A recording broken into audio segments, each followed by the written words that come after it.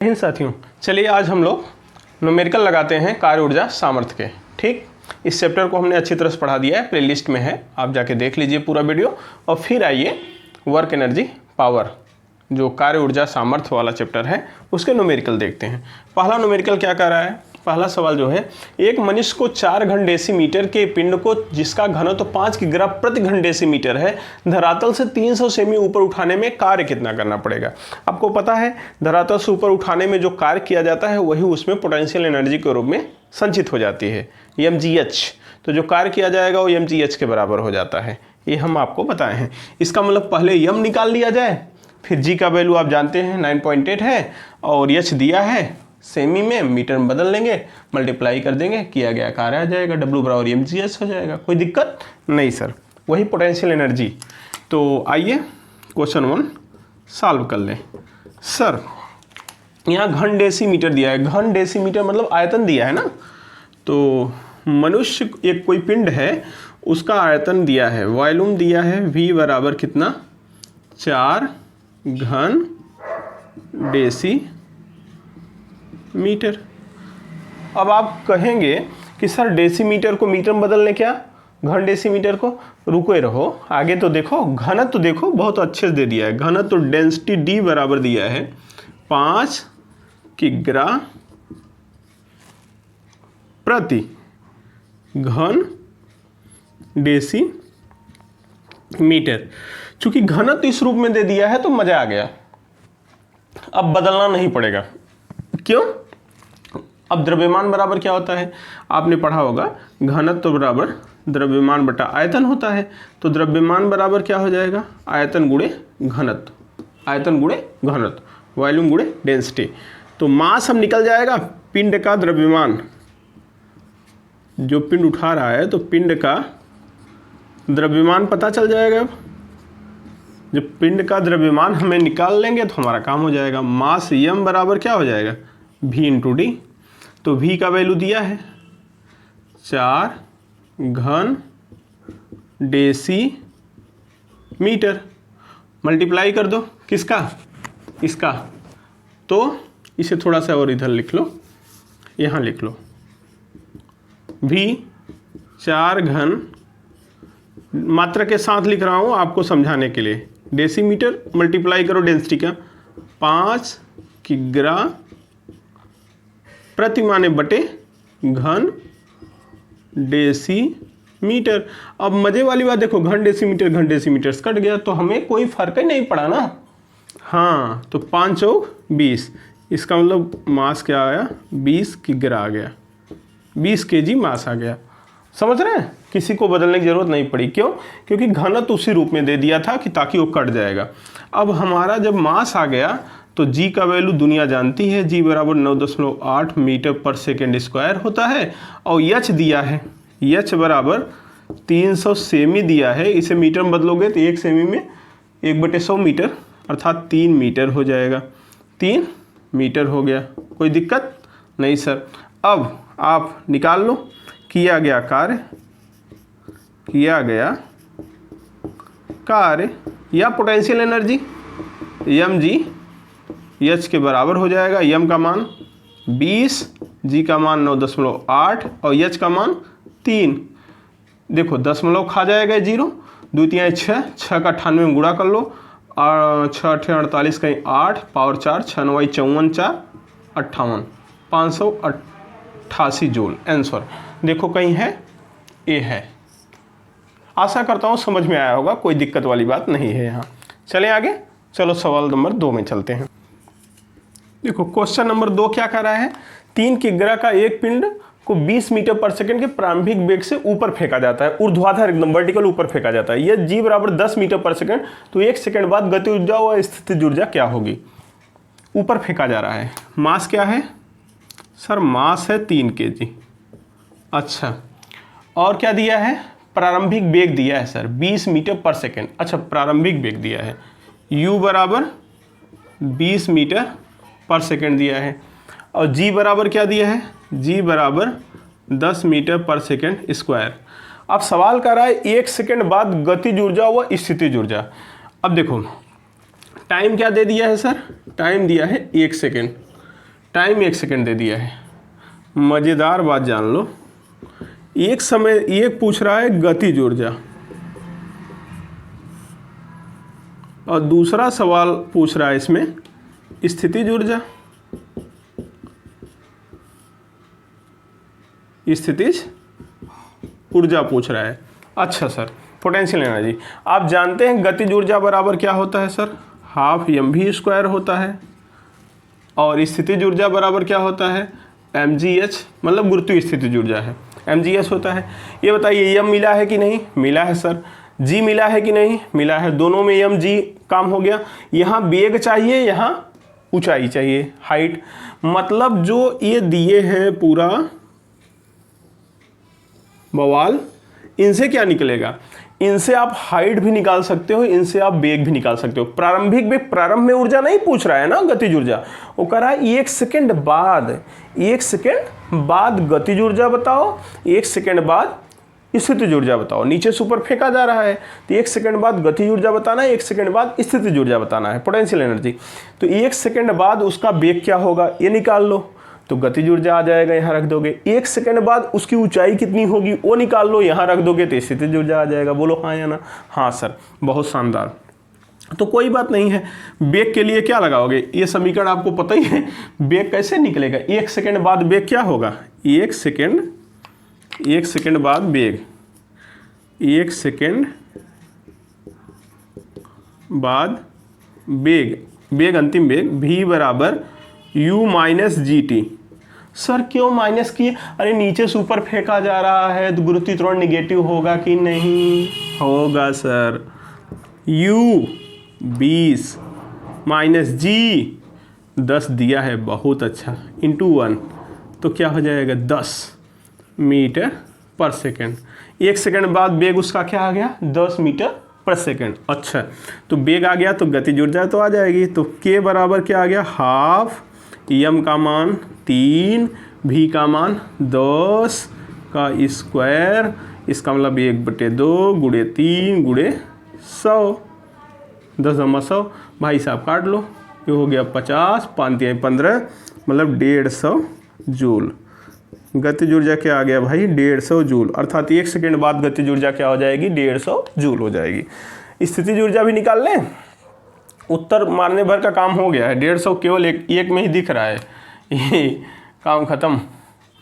और किसी में 150 है नहीं। आगे स्थितिज ऊर्जा ना निकालो तो उत्तर परीक्षा में आया हो तो इसे मार के चले जाओ, क्योंकि अब तो भाई किसी और में है ही नहीं। यहाँ 600 600 100 है, यहाँ 150 गतिज ऊर्जा है। अगला निकालें या न निकालें, अगला 450 आना ही आना होगा, तभी तो ऑप्शन देख के उत्तर मार के चले जाओ। हालांकि हमें निकालना है तो हम निकाल दे रहे हैं। चलो हाइट निकालो। यहाँ हाइट के लिए फिर यही समीकरण लगाओ। सर यही समीकरण से हाइट? हाँ, h बराबर U T plus half G T square. h बराबर, इसे हटाएं नहीं, यही लगाएंगे। h बराबर U T plus half G T square. Plus होगा कि माइनस? सर माइनस होगा, क्योंकि नीचे से ऊपर फेंका जा रहा है। तो वैल्यू रखो। u बराबर सर 20, t बराबर 1 माइनस 1/2, g का मान 10 गुणे 1 का स्क्वायर। तो कर लो, 20 1 का 20, 2 पंचे 10, कटा दो, तो 20 में से 5 जाएगा 15 मीटर। हाइट कितना आ गया? 15 मीटर आ जाएगा।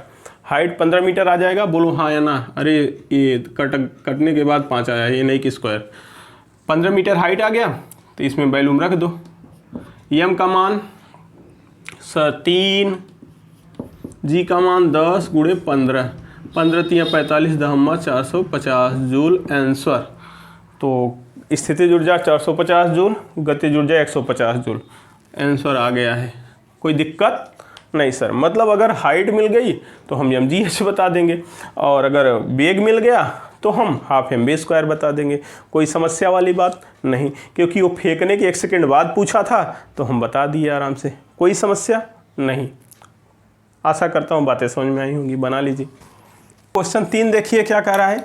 एक 60 किग्रा का व्यक्ति रोटी की ऊर्जा जो कि 1 लाख कैलोरी ऊष्मा उत्पन्न करती है का उपयोग पहाड़ी चढ़ने में करता है। यदि व्यक्ति की 28% दक्षता पर कार्य करता है, यदि व्यक्ति 28% दक्षता पर कार्य करता है, ठीक है, तो वह पहाड़ी पर चढ़ सकता है। कितने ऊपर चढ़ सकता है, मतलब समझ रहे हैं, व्यक्ति की इफिशियंसी, दक्षता 28% से। दक्षता क्या होता है बता दें थोड़ा, चलो दक्षता इफिशियंसी बोलते हैं, इफिशियंसी ये होता है work done upon energy input.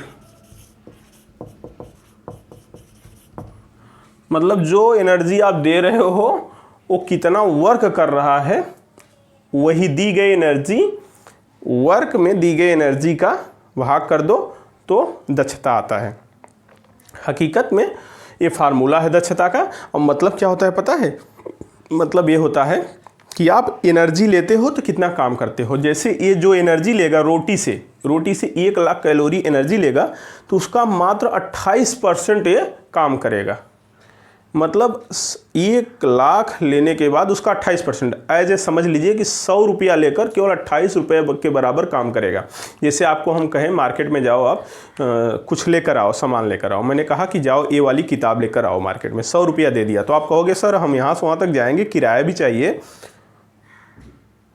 तो आप कहें कुछ नाश्ता भी करेंगे, तो पता चला 28 रुपये भर का आप सामान ले आ रहे हैं, बाकी का नाश्ता और किराए में खर्चा कर दे रहे हैं। तो मतलब वही है, कोई भी इंजन, कोई भी मशीन जब एनर्जी लेती है तो पूरा काम नहीं कर पाती, कुछ उसके घर्षण में ख़त्म हो जाता है, कुछ और कामों में ख़त्म हो जाता है। जो आउटपुट देता है, मतलब आउटपुट वर्क, आउटपुट क्या होता है, वर्क होता है। जितना इनपुट लेता है उतना आउटपुट नहीं देता, इनपुट लेगा ज़्यादा, आउटपुट देगा कम। ठीक है, कोई दिक्कत नहीं। तो ये है इफ़िशियंसी का कहानी, बड़ा मज़ेदार चीज़ होता है। ठीक है, कोई भी इंजन की 100% एफिशिएंसी नहीं होता है। कर्नाट इंजन काल्पनिक इंजन था जिसको 100% लोग मानते हैं, कोई बात नहीं। तो जितनी एनर्जी देंगे उसका कितना परसेंट वो काम करेगा, वो ये चीज़ बता रहा है। मतलब व्यक्ति 28% दक्षता पर कार्य करता है। इसका मतलब जो दी गई एनर्जी है, रोटी खाएगा 1 लाख कैलोरी उसमें पाएगा, उसका केवल 28% वो वर्क डन करेगा। और वर्क क्या है, उसका काम क्या है सर, पहाड़ी चढ़ना। तो इसका मतलब 1 लाख कैलोरी उसमें लेगा, 28% उसका काम खर्च होगा MGH में।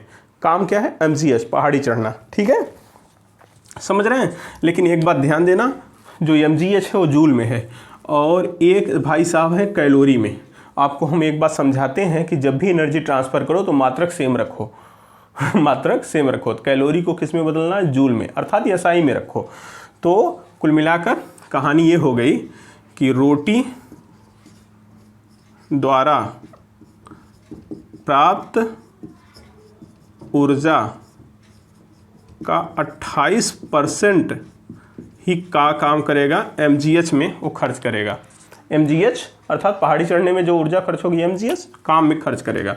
तो रोटी द्वारा क्या हो, 1 लाख, बोलो 1 लाख कैलोरी, और कैलोरी को जूल में बदल दो भाई। 1 लाख देख लो कैलोरी है, और कैलोरी को जूल में बदलो तो 1 कैलोरी बराबर 4.2 जूल होता है।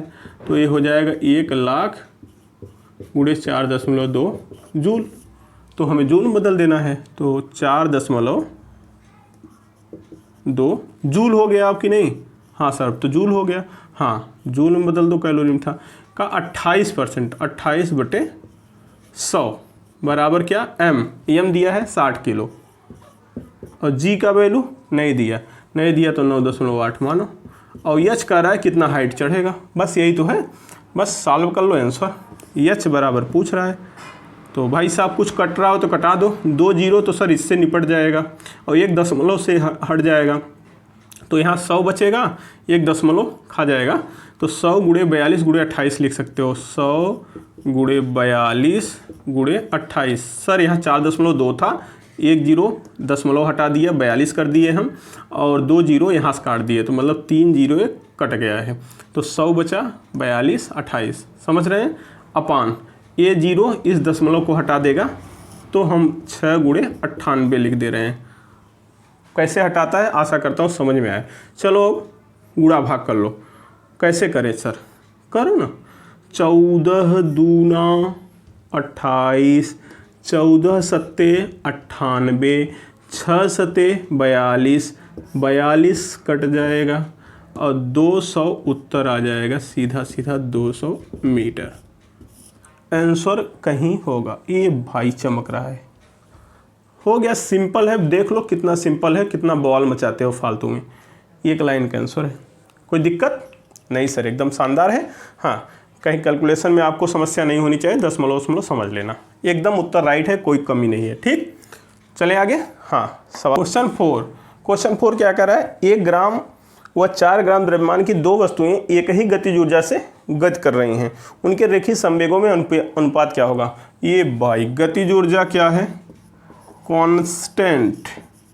क्यों, क्योंकि कह रहा है दोनों के लिए समान है ना, एक ही गतिज ऊर्जा। ये देखो, एक ही गतिज ऊर्जा अर्थात कांस्टेंट है। आया भी है, देखो ऊपर वाला सवाल 2011 में आया था, ये 2001-2006 में भी आया है।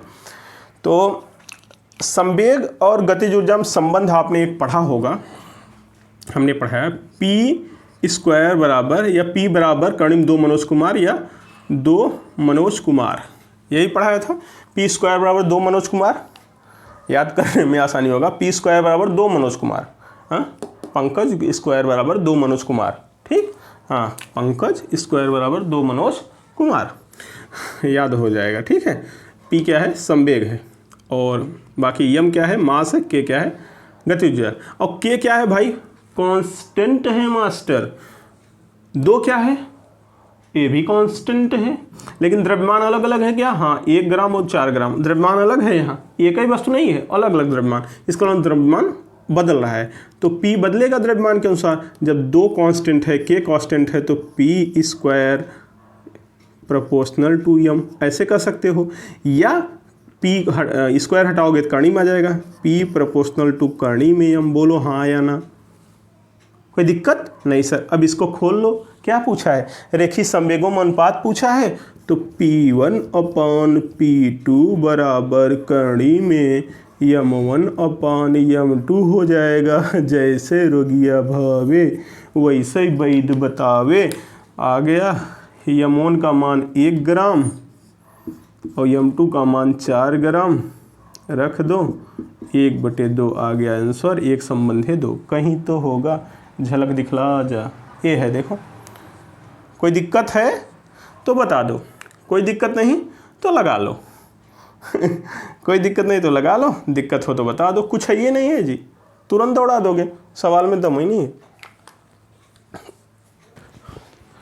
देखिए प्रश्न नंबर 5 क्या कर रहा है, 40 किग्रा का एक लड़का सीढ़ी पर दौड़कर चढ़ता है और 9 मीटर ऊंचे प्रथम तल पर 1/2 मिनट में पहुंच जाता है। लड़के की शक्ति क्या है बताना है, G बराबर दे दिया है।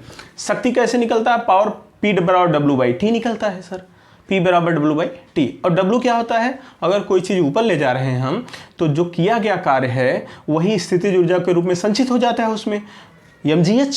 हाँ सर, तो जो दिया है उसे निकाल के रख लो, बाकी सॉल्व कर लो। हल करते हैं, देखो m दिया है 40 kg, हाँ सर, और क्या दिया है, h दिया है, h कितना जाता है, 9 मीटर जाता है।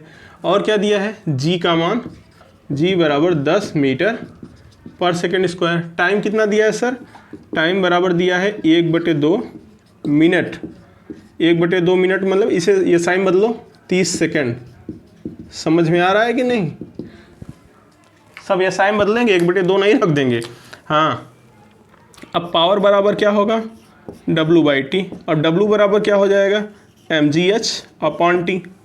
mgh सब दिया है, वैल्यू रख दो, m 40, g 10 और h 9 अपॉन टाइम 30।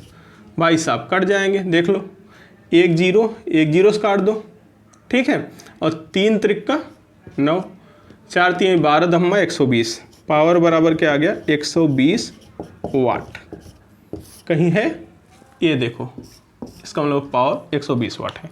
कोई दिक्कत नहीं, सिंपल है, बस ऐसे जो दिया है निकाल लो, बाकी फार्मूला रखो, आंसर पाओ। बहुत सिंपल पूछता है, टेंशन ना लेना, ठीक। हाँ चलो 6 नंबर देखते हैं, इसे हटाओ, 6 नंबर देख लेते हैं।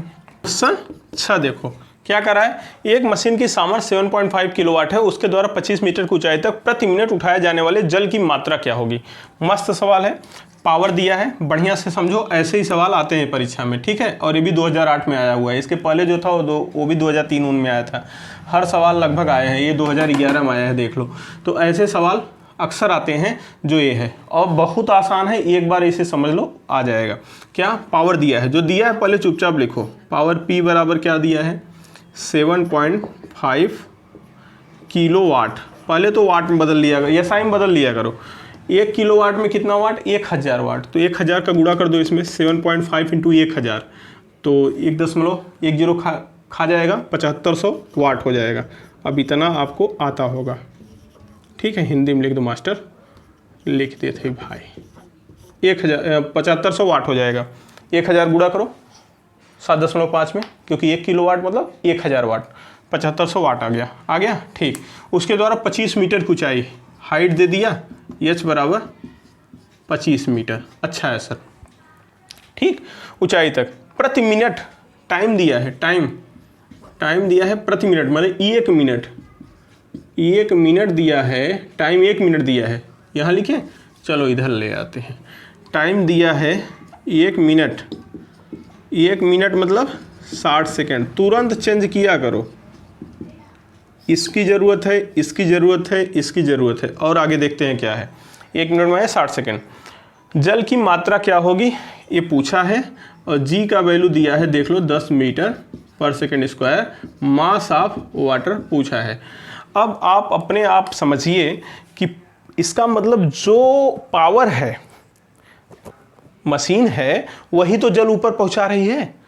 तो मशीन द्वारा किया गया कार्य है, और मशीन के पास ऊर्जा कहाँ से है, उसके पावर और टाइम का गुणा करोगे तो ऊर्जा मिलेगा। कैसे, अरे P बराबर W/T होता है, तो W बराबर क्या हो जाएगा सर, PT हो जाएगा। पावर का टाइम में गुणा करोगे तो एनर्जी बन जाएगा, पावर का टाइम में गुणा करोगे तो एनर्जी बन जाएगा। यही PT जो एनर्जी प्राप्त कर रहा है, इसी से तो काम कर रहा है mgh। बोलो, जल को उठाने के लिए जो उसे पावर चाहिए और जो टाइम चाहिए, पावर और टाइम का गुणा करें तो ऊर्जा हो जाएगा। और यही PT किस में बदल रहा है, mgh में। यही PT किस में बदलेगा, mgh में। बस तुरंत PT बराबर mgh लगा दिए, उत्तर आ जाएगा। जबरदस्त चीज बताऊं, बस तुरंत आ जाएगा, PT बराबर mgh। P का मान सब दिया होगा 7500, T का मान दिया है 60, M का मान पूछा है, G का मान 10, H का मान दिया होगा 25।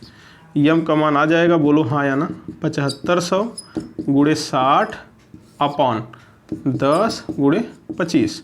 भाई साहब 10 तो एक इनसे काट दिए, 75, 25 से 25 तियाँ 75, 300 हो गया भाई साहब, कट गए 36 1800 kg SI में मास दिया है। तो 1800 कहीं है, ये है तो ये है, कोई दिक्कत नहीं।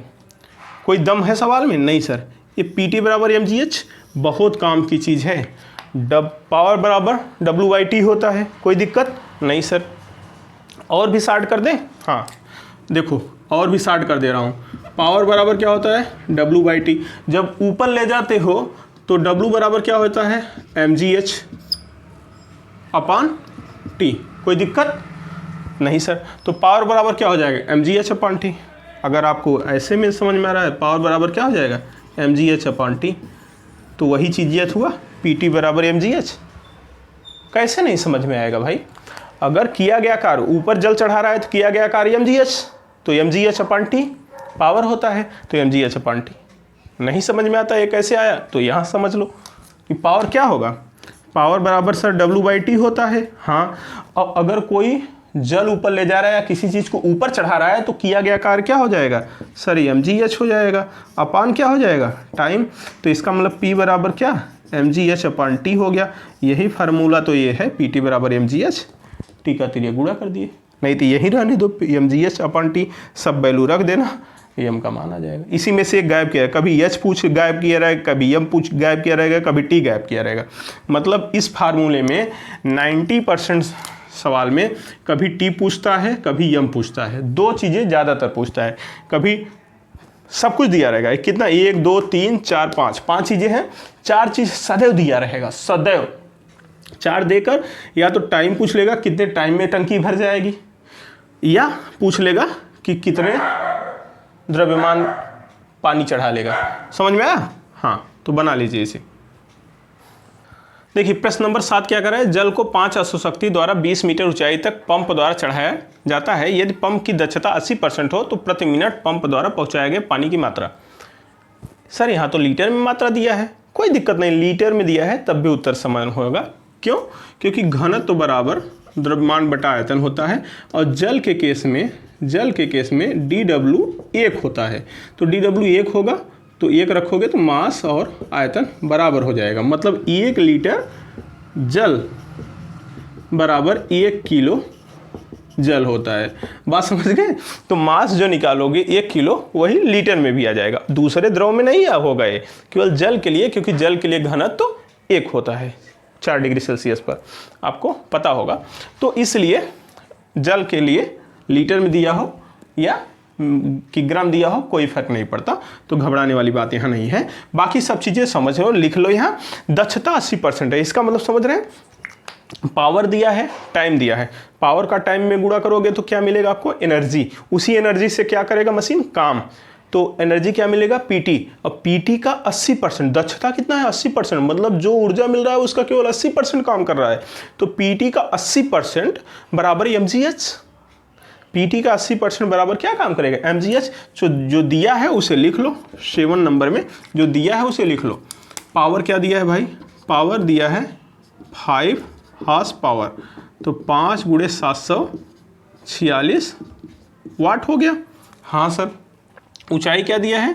h बराबर 20 मीटर दिया है। और क्या दिया है? दक्षता दिया है, दक्षता समझ लो, इसका मतलब दक्षता बराबर 80%। इसका मतलब जो पीटी होगा उसका 80% केवल काम करेगा। प्रति मिनट टाइम दिया है सर, 1 मिनट दिया है, 1 मिनट का मतलब 60 सेकेंड, 1 मिनट का मतलब 60 सेकेंड, टाइम 60 सेकेंड दिया है। अब क्या करा है? पहुँचाया गया मात्रा, यम पूछ रहा है। सर जी दिया है? नहीं दिया है तो 9.8 मीटर पर सेकेंड स्क्वायर मान लो। दिया होता तो ठीक था, नहीं दिया है तो मान लो। तो इसका मतलब पीटी का 80%, क्या? पीटी का 80%, दक्षता क्या है? 80%, तो एनर्जी का 80% क्या करेगा? Work done. तो पीटी क्या है? एनर्जी। पावर में टाइम गुणा करो एनर्जी, तो मशीन की एनर्जी क्या होगी? पावर इंटू टाइम का 80% एनर्जी है। इसी एनर्जी से काम करेगा, कौन काम करेगा? mgh। उसका काम क्या है? पानी ऊपर चढ़ाना, तो वो का कार्य क्या हो जाएगा? mgh। तो पीटी का 80% बराबर mgh के। तो पावर क्या है?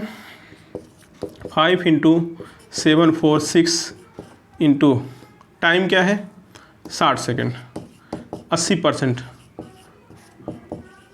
बराबर मास निकालना है।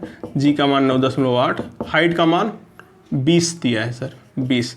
तो मास निकाल लो। मास बराबर क्या हो जाएगा? 5 × 746 × 60 × 80, ये ऊपर हो गया, और इनका भाग करो 9.8 × 20 × 100, पहले से उपस्थित है 100। अब इसे सॉल्व करो जितना जल्दी, ये तुम्हारे लिए दे दिए, तुम्हारे लिए वतन साथियों। ये आएगा 900 kg लगभग, देख लेना सॉल्व करके।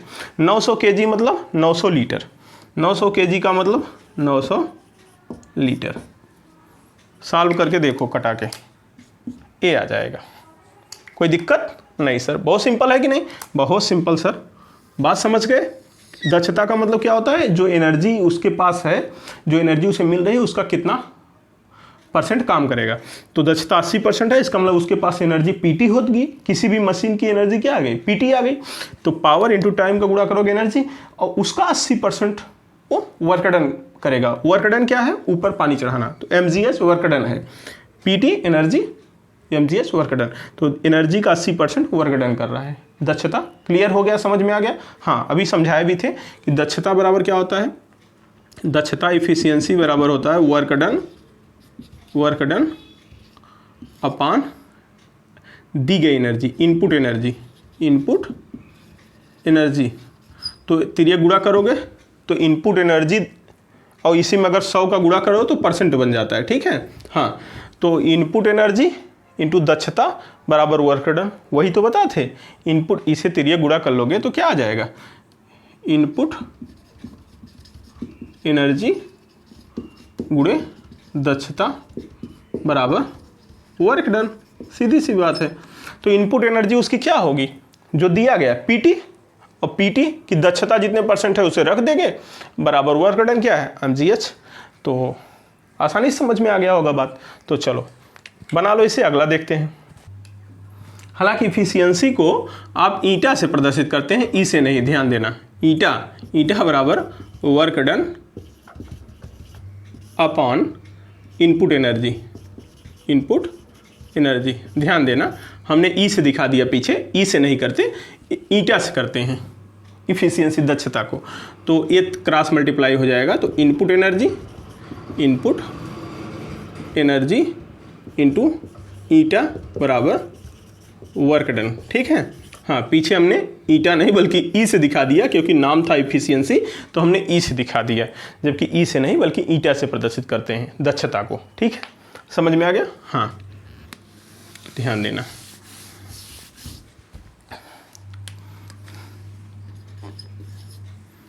क्वेश्चन नंबर 8 देखो। 50 किग्रा द्रव्यमान वाला मनुष्य 40 पग वाली सीढ़ी पर 10 सेकंड में चढ़ जाता है। यदि सीढ़ी के प्रत्येक पग की ऊंचाई 0.20 मीटर हो तो मनुष्य की सामर्थ्य 9.8 दे दिया है, जी का मान, सामर्थ्य पूछा है। तो क्या दिक्कत है, जो दिया है निकाल लेते हैं पहले। मास दिया है सर, मास क्या है भाई 50 kg, जो दिया है पहले निकाल लो। 40 पग वाली सीढ़ी है, 10 सेकंड में चढ़ता है, टाइम कितना लेता है 10 सेकंड। काम की चीज़ निकालो। सीढ़ी के प्रत्येक पग की ऊंचाई, एक पग की ऊंचाई 0.2 मीटर है और 40 पग चढ़ता है, तो इसका मतलब कुल हाइट क्या हो जाएगा, एक पग 0.20 मीटर का और 40 पग चढ़ना है, तो 40 गुणे 0.20 मीटर। भाई एक पग 0.20 मीटर, 40 पग चढ़ना है, तो इससे मल्टीप्लाई कर लो तो क्या आ जाएगा, ये 0 खा जाएगा, 4 दूनी 8 मीटर आ जाएगा। मल्टीप्लाई करके देख लो, 8 मीटर आ जाएगा। कोई दिक्कत नहीं सर, सीढ़ी 8 मीटर के। पावर पूछा है, जी का मान दिया है सर, जी बराबर 9.8 मीटर पर सेकेंड स्क्वायर। अब पावर आपसे पूछ रहा है, तो क्या दिक्कत है बताओ। अब इसमें कोई दिक्कत है महाराज, सर P बराबर W/T होता है और W बराबर क्या mgh अपॉन T। ऐसे कर लो, या एक ही फार्मूला याद रखो, PT बराबर mgh, वो उससे भी आ जाएगा। ठीक है, पावर दिया है PT बराबर mgh, वही चीज़ ये तो है बहुत काम देता है PT बराबर mgh। तो पावर बराबर क्या हो जाएगा mgh अपॉन T, ये कर लो, या PT बराबर mgh, उससे काम हो जाएगा आपका।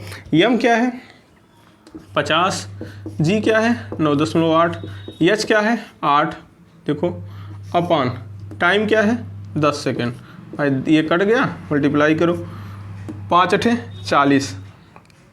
अब 40 का इसमें गुणा करो 9.8 में, तो 8 4 8 32 और 4 9 36, 36 3 39, 392 वाट, 392 वाट आ जाएगा।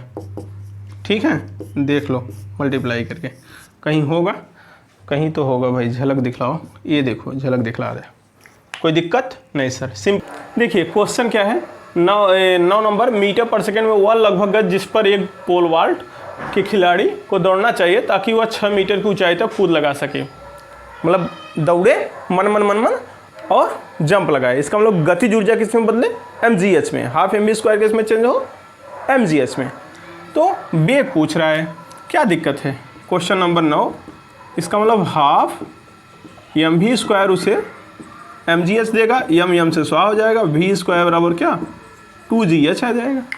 किस वेग से जाए क्लियर करो, 2 रहने दो, g का मान 10 और h का मान, h क्या दिया है 6 मीटर तक, 6 दूनी 12 120, तो v² बराबर है, तो v बराबर क्या हो जाएगा कर्ण में 120।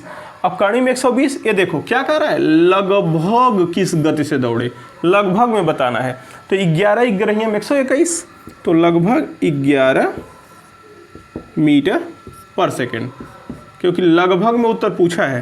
तो 120 121, 11 ग्रहियम 121, 10 कुछ आएगा जो 11 के लगभग बराबर होगा, सबसे करीब यही है, तो इसलिए यही उत्तर हो जाएगा। समझ में आई बात। हाँ देख लो कैसे निकालें सर, कुछ नहीं, पावर दिया है, पावर 60 मेगावाट दिया है और टाइम दिया है कितना 1 मिनट मतलब 60 सेकेंड। ठीक है, ओके सर। W बराबर PT, P क्या है 60 मेगावाट का मतलब 60 गुणे 10 घाते 6 वाट, तो 10 घाते 6 इंटू वाट हो गया है और इंटू टाइम 60, इतना जूल। W बराबर तो गुणा करो 3600 गुणे 10 घाते 6 जूल। ठीक, कोई दिक्कत नहीं सर। इसे 3.6 के रूप में ले आओ, 3.6 ये 3 जीरो और जाएगा, गुणे 10 घाते 9 जूल लिख सकते हो कि नहीं? बोलो हाँ, लिख सकते हो कि नहीं इसे? हाँ लिख सकते हैं सर। अब किलोवाट घंटा बदलो, चूँकि 1 किलोवाट घंटा बराबर 3.6 गुणे 10 घाते 6 जूल। तो 1 जूल में क्या होगा 1/3.6 गुणे 10 घाते 6 किलोवाट घंटा। तो जहाँ जूल है वहीं ये चीज़ें रख दो उठा के, काम ख़त्म। तो 3.6 गुणे 10 घाते 9 गुणे 1/3.6 गुणे 10 घाते 6 किलोवाट घंटा जूल के स्थान पे। ये भाई साहब कट जाएंगे, 10 घाते 6 10 घाते 9, तो 10 घाते 3 किलोवाट घंटा आ जाएगा। समझ में आया? देखिए सवाल नंबर 11 क्या है, 100 जूल गतिज ऊर्जा से 1 किग्रा के पिंड को ऊर्ध्वाधर ऊपर फेंका जाता है। वह जिस ऊंचाई पर पहुंचकर वापस लौटना प्रारंभ करेगा वह बताना है ऊंचाई। तो बड़ा सिंपल सा एक आपको तरीका बता दें, यांत्रिक ऊर्जा संरक्षण अगर आप पढ़े हैं, इसका मतलब हर एक पॉइंट पर इस पॉइंट पर भी गतिज ऊर्जा और स्थितिज ऊर्जा का योग कुल ऊर्जा होती है जो mgh के बराबर होता है। इस पॉइंट पर भी गतिज ऊर्जा और स्थितिज ऊर्जा का योग mgh के बराबर होता है, ये हमने समझाया था। तो ज़रा सोच कर देखो, यहाँ पर स्थितिज ऊर्जा कुछ होगा क्योंकि हाइट नहीं है, तो स्थितिज ऊर्जा 0। इसका मतलब जो गतिज ऊर्जा है वही mgh के बराबर होगा, k बराबर जो दिया है वही mgh के बराबर हो जाएगा। यही चीज़ इसी ऊर्जा से फेंका जा रहा है mgh, तो यहाँ पर u बन जाता है, टोटल k खत्म हो जाएगा, k बराबर 0 क्योंकि अंतिम वेग 0, तो वो स्थिति ऊर्जा u के रूप में हो जाएगा। k यहाँ 0 हो जाता है तो e बराबर u हो जाता है mgh। यहाँ पर क्या u 0 है तो e बराबर k mgh होता है। इसका मतलब सीधी अगर बात करें तो जो ऊर्जा दिया है वो mgh के बराबर होता है, एक लाइन में निकाल सकते हो। इसका मतलब जो भी k दिया है वो mgh के बराबर है, या जो ऊर्जा दिया है वो mgh के बराबर है। mgh बराबर क्या हो जाएगा 100 जूल हो जाएगा। m का मान दिया है 1, g का मान दिया है 10 और h का मान पूछा है 100 और h बराबर आ गया 10 मीटर। डायरेक्ट उत्तर। समझ रहे हैं? या नहीं लगाना चाहिए सर प्रोसेस से लगाएंगे तो प्रोसेस से समझा दे रहा हूँ। एक कॉन्सेप्ट यांत्रिक ऊर्जा का था इसलिए समझा दिए, प्रोसेस से आओ समझा देते हैं। अब भाई जैसे दुनिया लगाती हो वैसे लगाओ, नहीं कॉन्सेप्ट से लगाना है हमारे। तो देखो अब यहाँ जब ऊपर भागेगा तो काइनेटिक एनर्जी क्या होगी, हाफ mu²। क्यों सर? प्रारंभिक वेग कुछ होगा और यहाँ पर जाने के बाद तो v0 अंतिम वेग 0 हो जाएगा, v0 हो जाएगा इसका। हाँ, यहाँ से तुम u निकाल सकते हो। हाँ सर, तो k बराबर हाफ mu², k का मान 100, 1/2, m का मान 1, u²। तो u² बराबर क्या आ गया 200 मीटर पर सेकेंड। ये u प्रारंभिक वेग, अंतिम वेग 0, हाइट यही पूछा है। ठीक, तो v² बराबर u² माइनस 2gh। माइनस क्यों? क्योंकि नीचे से ऊपर जा रहा है। v का मान 0, u² का मान 200 माइनस 2gh, h 2gh इधर ले लो, 2gh बराबर 200, h बराबर 200/2g, 200/2 गुणे 10, तो 10 दूनी 20 धम्मा 10 मीटर आ गया। सर और कुछ तरीका भी बता दे रहा हूँ। सदैव जो हाइट होगा, हाइट बराबर u²/2g हो जाता है। u² निकाल लिए, प्रारंभिक वेग क्या है यहाँ से सर 200, u² क्या है 200/2 गुणे 10 अर्थात 10 मीटर। कितने तरीके से लगा सकते हो? तो किसी भी तरीके से लगा सकते हो। इस तरह से आज हमने आपको इस सवाल वर्क पावर एनर्जी का समझाया है। अब आशा करता हूं कि आप इस चैप्टर को अच्छे ढंग से लगा सकते हैं, कोई दिक्कत नहीं होनी चाहिए। ठीक, धन्यवाद।